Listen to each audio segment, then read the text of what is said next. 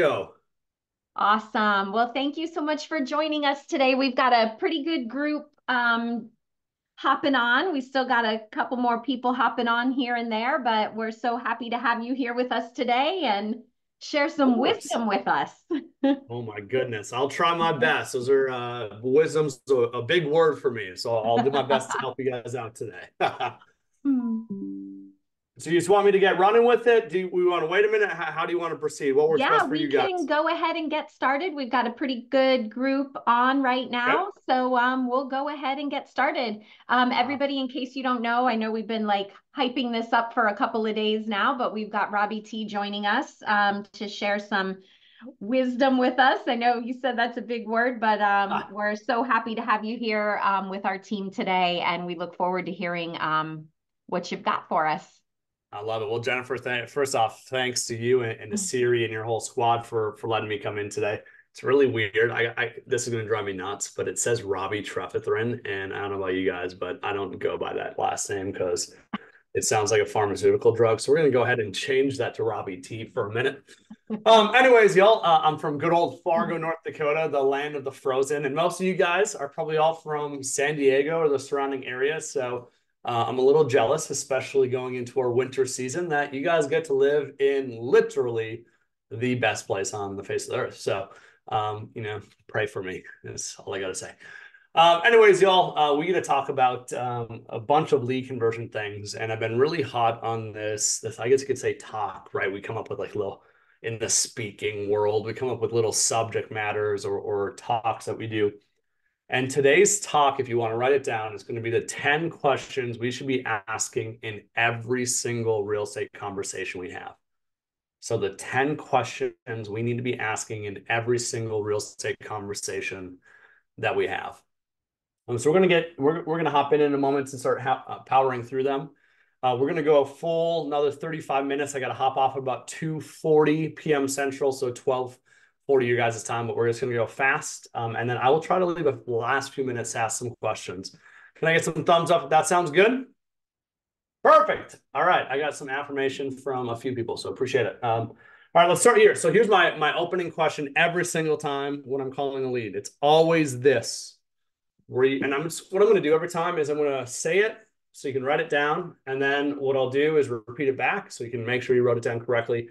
And then what I'll do is I'll provide some context to it afterwards and make sure to leave some notes after you write it down. So number one, the first question I always ask is something along the lines of, hey, Jennifer, I saw that you were looking at some homes on one of our websites. And I just wanted to see if you're just kind of curious or you think about making a move sometime soon. So the first piece of what I just said was number one, I saw that you were looking at some homes on one of our websites. If you want to write down a little note here, it is we're referencing the behavior and how they became a lead. So you just adjust this, right? If it was a home valuation, hey, I saw that you were checking out the home value on our website. Hey, I saw that you were checking out some homes on Zillow. Just literally adjust it to whatever the lead is, whatever the story may be.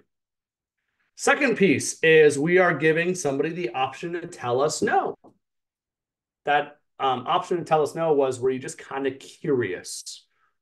And then the third piece is, or are you thinking about making a move sometime soon? There's a couple key things here to notice.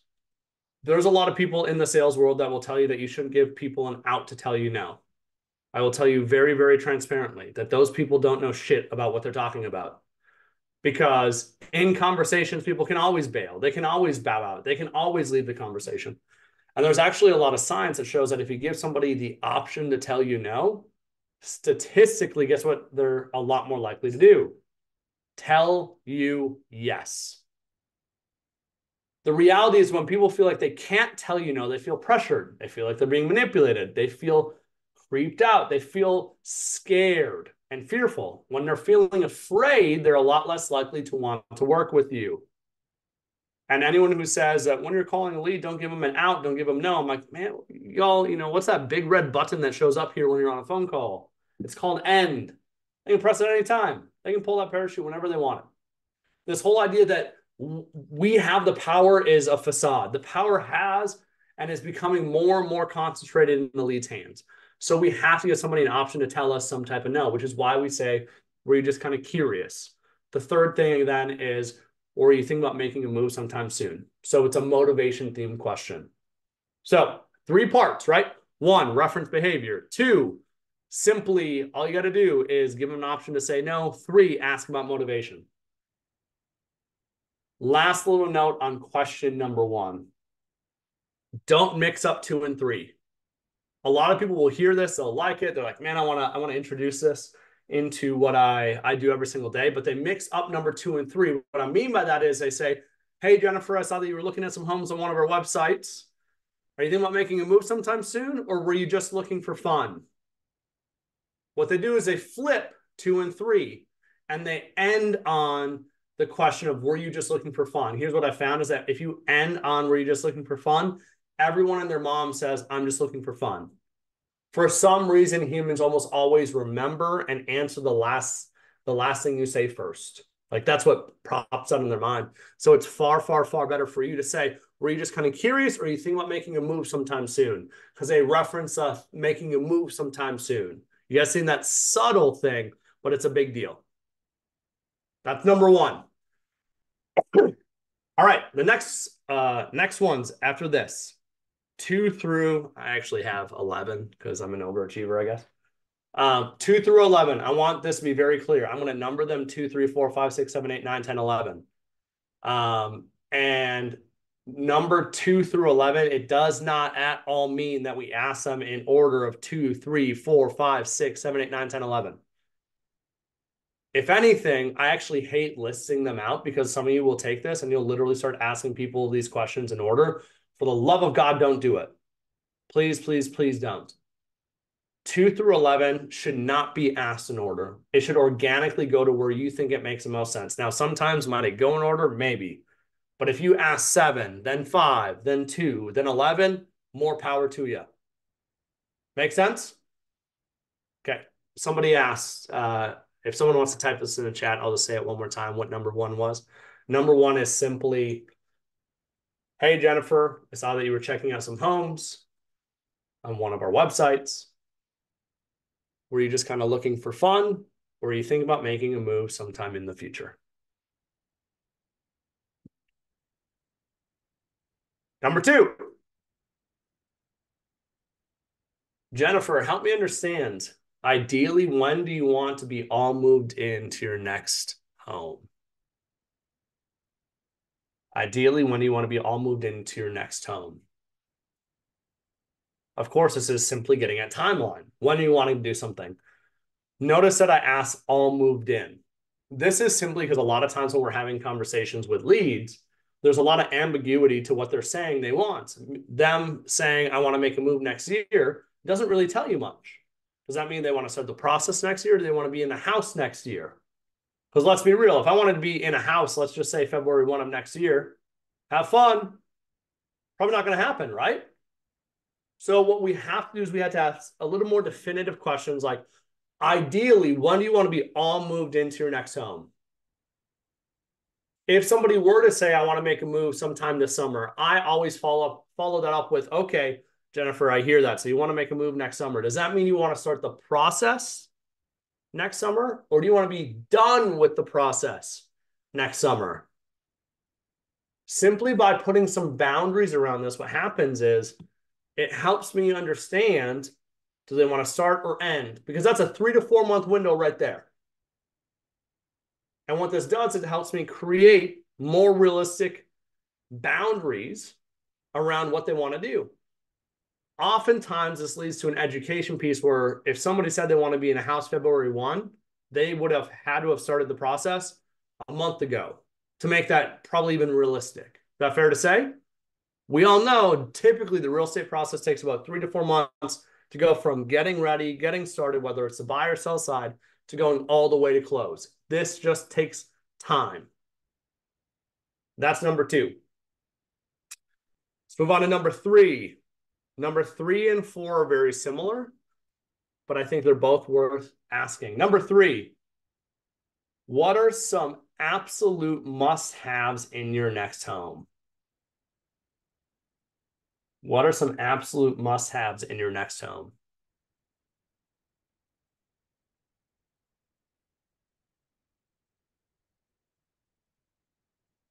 You could also follow this up with, what are some other big things you really care about? What are some really big things? Now, I want to hit on this and rip on it for one minute here. What I've found is at the 100 level, if you want to be good at this, is to just ask the questions I'm teaching you. That's the 100 level. You guys understand what I mean by 100 level? You have 100 level, 200 level, 300 level, and then 400 level. The 100 level, the foundational level is you just simply asking the questions. The 200 level of this is you then, when somebody says, well, we really want a bigger, more open concept kitchen. A really great conversationalist follows that up with, oh, great. I love that, Jennifer. Tell me more what you mean by big open concept kitchen. I want everybody to write down that term right there. Tell me more about it, or help me understand what you mean by that. Give me some more context behind it. You expand upon what they just told you. Now, this is probably, if there's one freaking thing you all take from today, this is it. You can hang up. You can be done with this after this. But you need to hear this very, very clearly. I just got done reading a book called How to Listen. And there's something fascinating about how our brains work compared to how we speak. Pay very close attention. Our brain thinks in terms of about 750 to 1,000 words per minute. Meaning if I ask Jennifer a question, her brain starts running and thinking about 750 to 1,000 words per minute. That's not taking into account those that are visually, mentally, they think in visions. They think in pictures. Well, as we all know, a picture is worth thousands of words. What I'm getting at here is that people, when we ask them a question, they're thinking 750 to 1,000 or maybe even more words per minute. Is that making sense? But there's a big problem about human communication. Even the fastest individuals only speak at about 250 words per minute. Meaning if I ask Jennifer a question and I let her talk for a full minute, like most of us do, she is only giving me 25% of the information that she's thinking. Everybody following that? This is why Tell Me More is so simply profound and powerful. Because what I'm doing is when Jennifer tells me, well, we want an open concept kitchen that has this, I follow up with, well, tell me a little bit more about what you want that to look like, or give me a little more context behind it. What happens is you bring more of that hidden stuff going on in her mind to the table. The things that she literally couldn't get out because she's maybe not speaking quick enough. Is this clicking, y'all? This is the 200 level of this. All right. Let's bring it to the 300 level real quick. The 300 level is you now using one of my favorite scripts in the book, which is you saying something like, what else? I want everybody to write down that term. What else? Here's what that would sound like. Got it, Jennifer. I love this vision of an open concept kitchen that you want with a lot of natural light and that kitchen island. Now, I know I had asked what were some of your must-haves, and this kitchen was number one. What are some other of your must-haves? What else is on that list? This is where people don't go. They don't go back to the original question. You guys see how when we ask people questions and we move on from them too quickly, what we're doing is we're getting surface level information. When we get surface level information, what we need to recognize is that means that we're operating off a surface level motivation. And when we get confused as to why our people aren't motivated, as to why they're getting cold feet, why they're nervous or afraid, it's not your fault, or it's not their fault, it's yours. Because you failed to ask the questions to find out what was motivating them to begin with. So when we're asking the questions, what are some of your must-haves? We got to dig a little bit deeper into their answers, and we got to circle back and say, what else? Is this clear? Number 4. This is one of my favorite to ask. What are your must-avoids in your next home? What are some deal breakers for you? What are some things in this house that would be an absolute no chance? If it hasn't in the house, I ain't buying it. What's really funny about this, y'all, is human beings oftentimes can more easily think of things they don't want than the things they want. That's just how we work as humans. We know we got our list of the stuff that we don't want in our next house, right? It's really funny because up here in the north, one of those things is wood burning fireplaces. When I was in ISA, the amount of people that had this irrational fear that a wood burning fireplace would burn their house down. I'm like, if you're afraid of that, you just don't have to use it. But I digress. You get my point. There's a lot of these things, right? I don't want this. I don't want to be in this neighborhood. It can't have neighbors to the backyard. It can't be a split level home. It can't be X. Oftentimes, by us asking us, what do you absolutely want to avoid? It gives us more clarity about what they want. And again, same thing that we did earlier with the must-haves.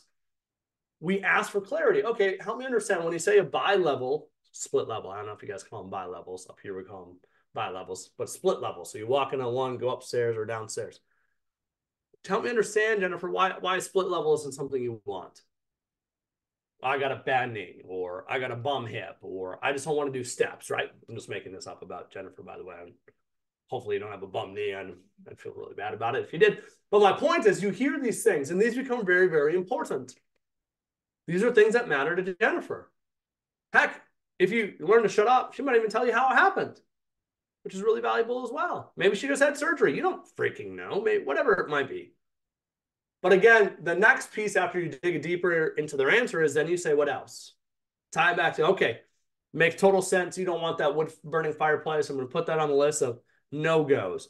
What are some other things that are an absolute deal breaker in your next place? What's happening here is we're creating massive amount of clarity around the things people are saying. I have this very, very firm belief the biggest reason most of us suck at sales is we are operating off of accidental assumptions. We think we know what people want, but we have no idea. Number 5, I'd love to hear about your current living situation. I'd love to hear about your current living situation. If you want the simplest way to find out whether you're talking to someone who also has a home to sell, whether if you're talking to a buyer lead or if you're talking to a seller lead, if they're also a buyer lead, tell me about your current living situation. It almost always leads to them talking about whether they're renting, whether they own something, and it almost always leads to them telling you about what they want to change. So I'd love to hear about your current living situation, which is essentially what they currently have. Number 6, tell me about your ideal agent. Or, if you were to choose to work with an agent, how do you want them to treat you? Here's why I love asking a question like this. Even if it kind of sounds weird, like you're asking kind of about yourself. Here's why. If you ask them, how do you want to be treated by your agent? Or tell me about your ideal agent. Almost always at first, they've never been asked this before, so they're almost taken aback and they're like, I'm not sure. And you say, well, think about it. What are some things that you really care about with an agent? And I almost guarantee you ask that, they'll find 2 or 3 things that they really care about. But here's the biggest thing that this leads to, and everybody should write this down, is it leads to a conversations about their expectations. Or maybe you could just simply ask, if you want a simpler version, Jennifer, what do you expect of your agent? How do you expect to be treated by your agent? What do you expect of your agent? Here's why this is so key. I have learned one simple truth about business. And it's that almost always the biggest frustration in business or in life or in marriage or in relationships with kids, it doesn't matter. Almost always the biggest frustration always comes from missed expectations. Always. I thought I was getting this and I'm only getting this. What this does is it leads to a conversation where we get to start talking and start learning and discussing about what are the things that they expect. Do they expect you to be calling about everything? Do they expect to only be texted? Do they not want phone calls? Who do they expect you to be? Now, here's what's really, really interesting. Sometimes people are going to give you expectations that are wholly unrealistic. Y'all ever had a client like that? They thought that you could walk on water. All right, here's what's interesting. I'd rather them tell me that expectation up front. And here's why. When they name that expectation up front, here's what you can simply do is you can name to them, hey, There's no way I'm going to meet that expectation. There's going to be some times where we need to quickly exchange information. I'm going to send you some text messages. For the most part, I'm going to be calling you, but there will be times that I'm going to text you and hopefully get a quick response. What happens is it allows you to reset that expectation right then and there. Because if you don't discuss it, guess what happens? They keep expecting it. And then you don't do it a week or 2 or 3 weeks later, they fire you as a client, and it's all over. Is this making sense? Okay, so what I love about that question is it gets you talking about your ideal agent. I want to talk about something real quick for a second. What's really fascinating about humans is this idea of like a client experience. And I like talking about this because expectations almost always go hand in hand with an experience, right? If you have high expectations, like if I expect food to be a 10 out of 10 and it comes out at a 9 out of 10, I'm disappointed. You all see that, right? Now, if I'm expecting food to be a 6 and it comes out an 8, I think that it's better, or I think it's good. I won, right? Even though objectively it is worse than the 9 food, right? That's just how people work. Expectations kind of determine how satisfied we are with certain things. But I want to talk about something that's also been recognized in business real quick. And it's the psychology of experience. Everybody should write that term down, psychology of experience. Human beings, when asked to put value based off an experience, they don't simply go and recall, I felt this on average throughout the day, and that's what I experienced that day. In other words, if you had really high highs and very low lows, my average experience wasn't a 5 that day. That's just not how people work. There's a really fabulous book called The Power of Moments. If you have not read it, I promise you this is it's one of the best business books out there because they tell really compelling stories tied to really simple psychological terms. But in The Power of Moments, they talk about how there's certain businesses that have hacked the psychology of experience. One of them just happens to be this place called Disney World. Okay. Now, I know you guys are all probably partial to Disneyland, right? I mean, it's here in your backyard. It's an hour away, right? Hour and a half away. Here's what's fascinating. Disney World on paper sucks. We all agree on that? Anyone ever been to Disney World? Let's write down what Disney World is on paper for a second. Let's just do it. 1, most expensive place on earth. Yeah? Everything. Number 2, hot as fuck. Right? 95 degrees, sweating your face off. 3, you wait in line for 5-6 hours.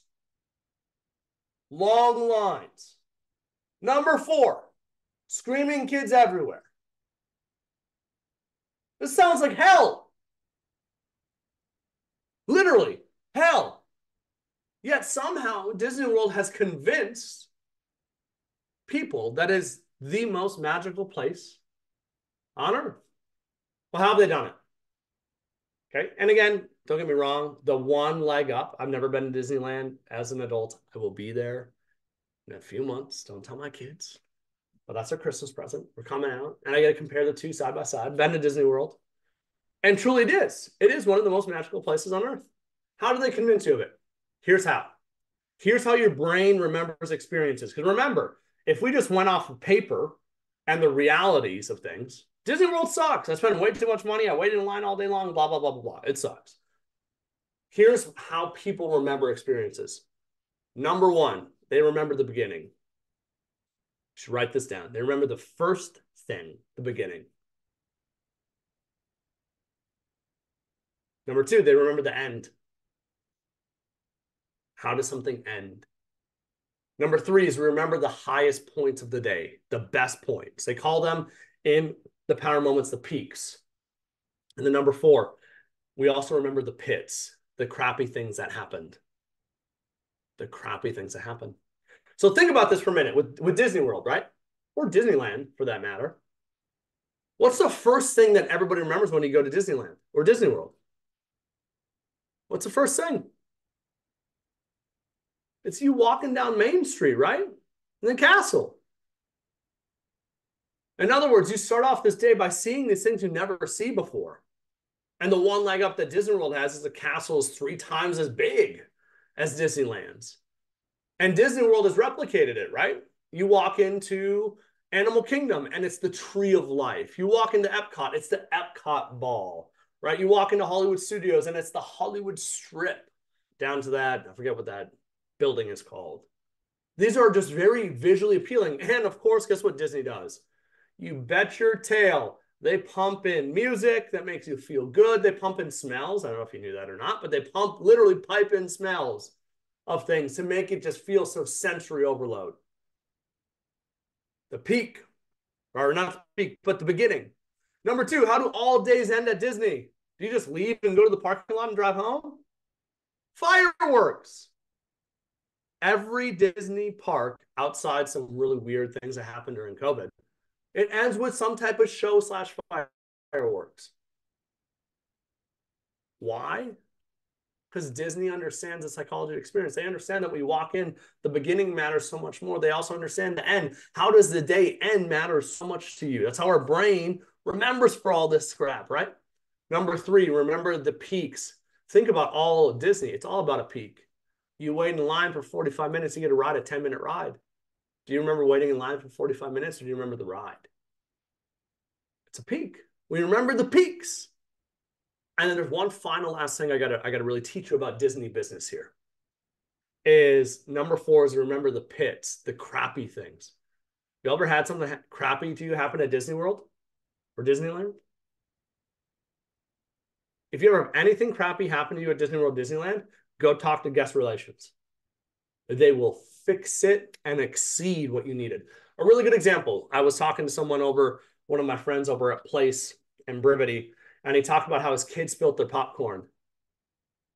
Just got the popcorn right. And, you know, as a parent, you're like, there's $20 out the window. Dumped all over the floor. Gone. Guess what a Disney person does? They see it happen. What is a Disney employee trained to go and do? They walk back up to you. And what do? They go refill your popcorn for you. Instead of the kicking and screaming because you ain't paying $20 more for 25 cents worth of popcorn. You ain't doing it. Can't afford it.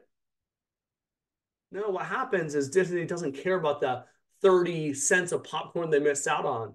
What they know is that you walk out of that building in a much more elevated experience. And it's why Disney can command the prices they do. It is the most magical place on the face of earth because they know that the beginning, the end, the peaks and the pits are all we care about. We don't care about all the in-betweens. How many of you have sat down and thought about your real estate business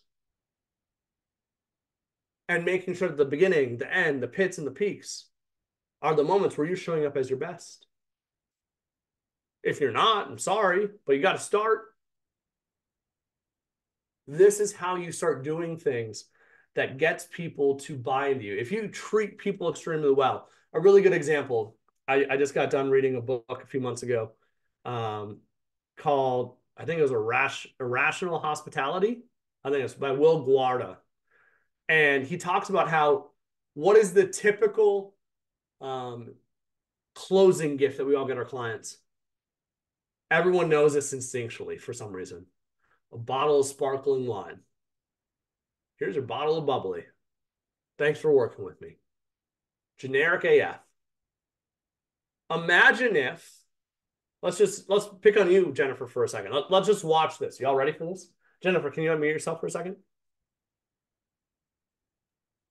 All right, Jennifer. Saturday's going on, right? A Saturday. Your best day in your life. Like you can do whatever the heck you want. No, money's not a limit. What do you do? What are you doing? I'm going to say driving to Mammoth to go skiing. Okay, skiing. Okay, you're a big skier. All right. What are some other things that you really love? Maybe some music, some pop culture, some books, authors, sports teams. What are some things you really love? I love to read. I Okay. like to watch documentaries. Okay. Not really into sports. Okay. I love to go walking around my neighborhood. Okay, on the beach and stuff like that. let's go to reading for a minute. What are you reading? Like what type of books? Um, I like to read like historical fiction, Okay. and I like to read like Christian books and books about like love and family and stuff like that. So let me ask you this. What would be more powerful? Me going in, taking about 3 minutes to go research, find some books that you might like. And I don't know if you're married or not, so I'm going to make a broad assumption here. But let's say I texted your spouse and said, "Hey, what do you think Jennifer would think of this book?" And at the closing table, I bring you three of these books that are up and coming from this author, or three of their books. That or a bottom line. What's going to hit you more at your heart? What's going to make you feel like you matter more? Yeah, Yep, what do we all do, read y'all? books. We do these generic things all the damn time. And we think keep expecting us like we want really great results, but we do generic shit. We get generic results when you do generic shit. And you're like, I don't know why I can't sell more than 10 homes a year. I know exactly fucking why. It's because you're doing exactly what everybody else does. What I can tell you, like my things are very transparent. I love Lego. I love the Minnesota Vikings. God bless my soul. I also hate them. Just be very, it's like a traumatic relationship, being a sports fan. I love Jordan. Like these are just some of my nerdy things about me, right? And if you got me a purple and yellow pair of Jordans at the closing table, cost you $110, but you knew that about me, shit, like that builds so much. And there's one big term I want you to for all of you to write down. It's mind share. Treat people in a way. Somebody say go Packers. That's awesome. Um, I'm going to bite my tongue. Your stadium sucks. But anyways, we'll talk later about it. My point is what builds mind share with people? What builds mind share? And it's almost always treating people in a way that is customized to them or elevates them. We have to start thinking this way. All right, in lieu of time, I got to keep going. I got to keep hammering through this. I want to make sure we get through these before I have to run here. Number seven. Number seven. Do you have an ideal location in mind? Do you have an ideal location in mind? Do you have an ideal neighborhood in mind? I love talking about this because almost always when you ask somebody about a neighborhood or location, they almost always leads to a conversation about one of two things: where they work or their family. Why? Because people want to be in a neighborhood for their school district or they want to be close to their work. Fair to say? What I love about this is now we can follow it up when they say, well, we want to be in the Rose Creek neighborhood. Okay, cool. What's important about Rose Creek? Well, it's close. It's in the kids' school district and it's close to my work. I love that. By the way, you had said work. Where do you work at? I want everybody to write this down. One of the most awkward things is salespeople asking things like, where do you work at or how many kids do you have out of the blue? You all ever listened to that before or role played with agents before? They're like, how many kids do you have? When you weren't at all talking about family or kids. What's interesting is you have absolute authority to tee off and ask those questions when they've brought up family, when they've brought up school districts, when they've brought up work. Absolutely ask follow-up questions. Do it all day long. So what I love about asking ideal location is it almost always leads to them sharing family things or work things, which are really powerful things for us to learn about. But instead of us bringing it up, they bring it up. Next question. Number 8. Who's all impacted by this move? Who's all impacted by this move? This is one of my favorite things to ask because in this day and age, we should absolutely do our best to never make assumptions. This almost always allows them to bring up my husband, my wife, my spouse. And what I've learned is I will not use any type of label or anything unless they have. If they say my wife, I will say your wife. What's your wife's name, right? But if they're just, I can tell that they're married, I'm sure as heck not going to say, what's your wife's name if I'm talking to a guy? I did that before. And the response was, her name is, yeah, it was not fun. It was awkward. And it wasn't that there was any intent. It just simply was, I made an assumption. So I love asking who's all impacted by this move. It almost always also leads to you discussing kids or spouses, or maybe if there's other family members impacted, or maybe they're going to come out and say, honestly, my sister. We currently live in Omaha. We're moving to San Diego, and she's going to be devastated by this. Don't you think that's valuable to know? I think so. That's the shit that matters to people. Number 9. This is what I call a challenge question. A challenge question says something along the lines of, all right, I hear that you want to make a move in a year, but let's say the ideal property got listed tomorrow. Is that something that you consider taking a peek at, or would you miss out on that opportunity? What we're doing here, I want everybody to mentally note this, is we're presenting an alternative that they maybe haven't considered yet. And what this does, it either breaks their first argument or it reinforces it. They'll say like, oh God, no. If it got listed tomorrow, no chance. I don't even want to think about anything for a while. Okay, what about maybe in April? What if it got listed in April? So you just keep moving that to see and create some boundaries around their yeses and their nos. Is this making sense? Okay. Number 10. This one has to have its own. I've already actually said it, but it's one of my favorite questions to ask. And it's simply tell me more. Again, tell me more. It's not really a script. It's this idea of, you can ask it 100 different ways. Explain that a little bit further. Jennifer, could you tell me a little bit more about that? Tell me more. I'm not sure I'm understanding. Could you expand upon that? Can you provide some color behind? Like, there's literally endless ways to keep asking it. The whole point behind this is to dig deeper into somebody's answer. Okay, last one, number 11, is what is the biggest thing you're wanting to change about your current living situation? This ties to one of the earlier questions when we ask current living situation. But I like to ask directly, what is the biggest thing you want to change about your current living situation? I have to reemphasize real quick that there's none of these questions matter if you're just reading it. Number 1, this question. Number 2, this question. Number 3, this question. The moment you start doing this, you lose. Rather, the whole point of this is the only one that goes in order is number 1 because it's your opening question. From there, you might ask 3, then 11, then 5, then 6. Like, it could be completely out of order and probably should be.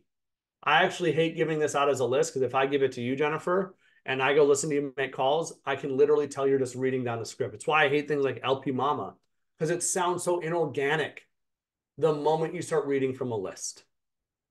Rather, I would say if you can memorize these 11 questions, so your opening question, what a timeline question, must-haves, must-avoids, current living situation, like memorize those things and know, man, if I get around to 70% of these in every single call, you're going to kill it.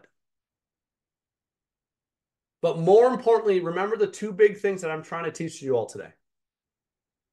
That when somebody is speaking, they're leaving so much context in the back of their brain.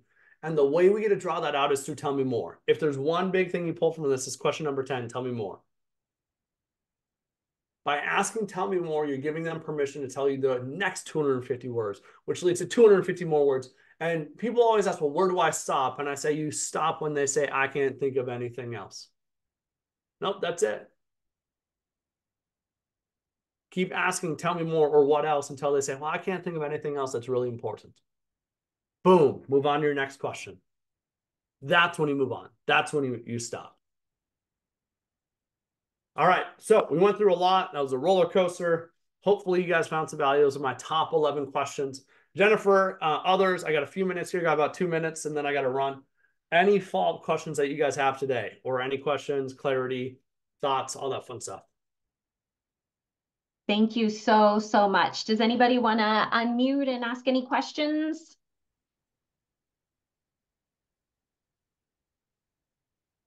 None. No questions.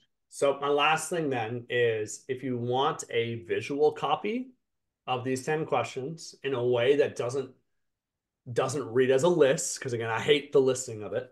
If you want my visual copy, my 10, I call it 10, even though it's 11. Again, I cheating.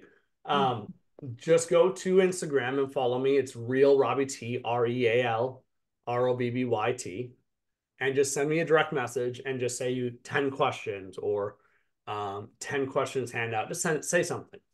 And if you guys have any follow-up questions, any more help, anything, I'm here for you guys. Jennifer, I gotta get running. Much love to my friend Ted and Awesome. Callie. Good seeing you guys. Thank you so much. We appreciate your time. You're very welcome. Much love, y'all. See ya. All right.